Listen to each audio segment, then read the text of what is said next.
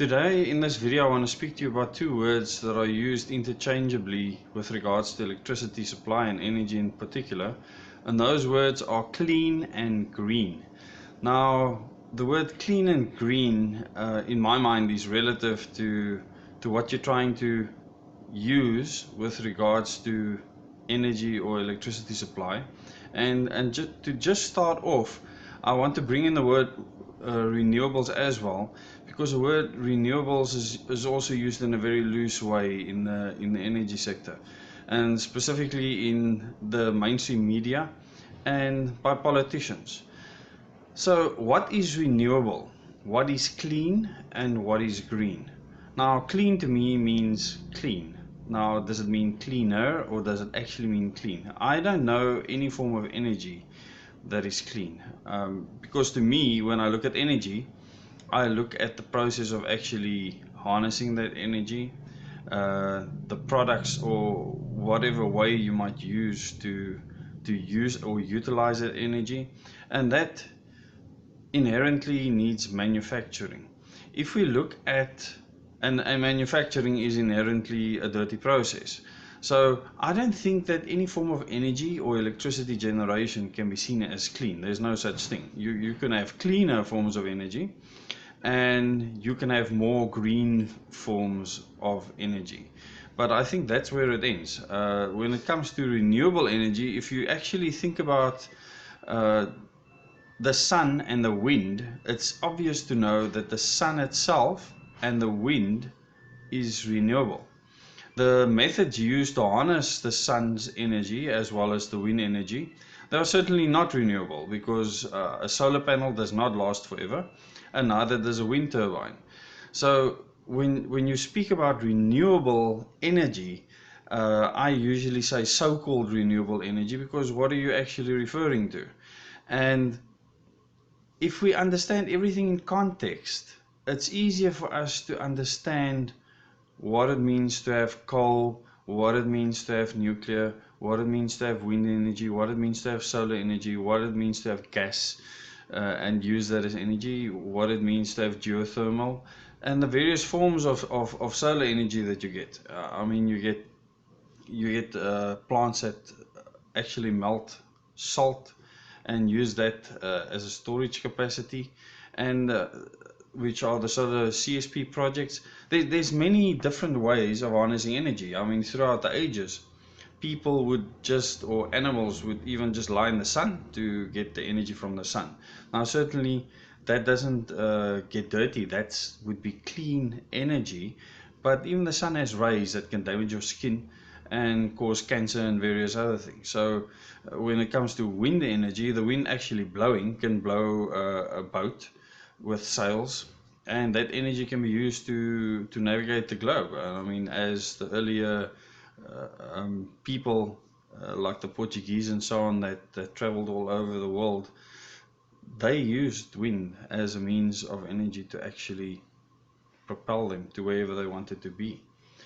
Now, coming back to the word clean and the word green, I have a serious problem with the way many people are using the words clean and green. And when I speak about the specific types of energy that's associated with, I will make it clear to you that it's not clean or green at all. In fact, if just to look at a basic example like a solar panel, at the moment Australia is sitting with a huge problem where they actually have to get rid of solar panels, and they're receiving solar panels that aren't working anymore at the rate of about 600 a day that they need to dispose of. So the aluminium on the side of the solar panels, it's fairly easy to remove and recycle that, but the rest of the solar panel, how do you recycle that? And the thing is, this has not been planned for, and now you're sitting with massive warehouses filling up with solar panels, and no one has thought, what are we going to do with this?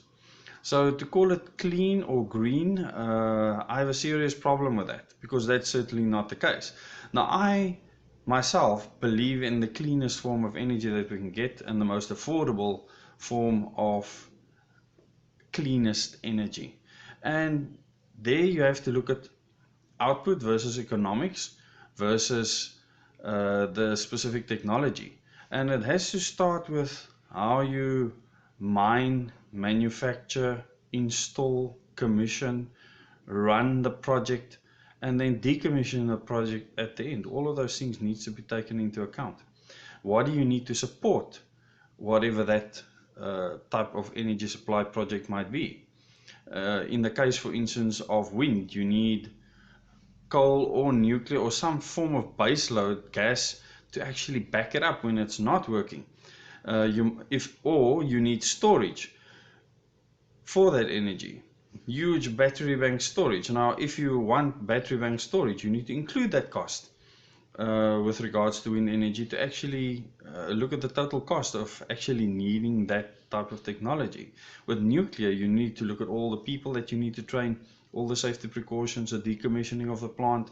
You have to consider all of that and factor that in to actually make good decisions with regards to the energy need that you have. You have to look at the kind of economy that your country has. Does it have an energy intensive economy? Does it have large industry that needs stable load? Or can we just set up community-based systems or individual systems where government does not have to have a monopoly on the power supply system? So the words green and clean in my ears have become swear words used in the media all the time. And when people use these words, I technically think of the reality behind that specific supply of electricity or that specific source of energy. And in my mind, I know where it actually comes from. The fact that you have to put a big concrete plinth in to put a wind turbine up, the fact that you have to transport it with trucks that spew out lots of diesel fumes into the atmosphere, and many other things like that. It's numerous. If you look at a nuclear power station, the initial capital outlay is huge. So can the country afford to do something like that? Can they actually train the staff, do the nuclear oversight to keep a nuclear power station safe? The same with the coal mines. Coal might only be available up to a certain extent within a certain country, and you might need to actually look at other ways of generating electricity. If you don't have coal or you run out of coal, you also have to look at the fact that coal mining is dirty, that you're actually polluting the atmosphere by burning coal. And at what cost? And that's always what I look at.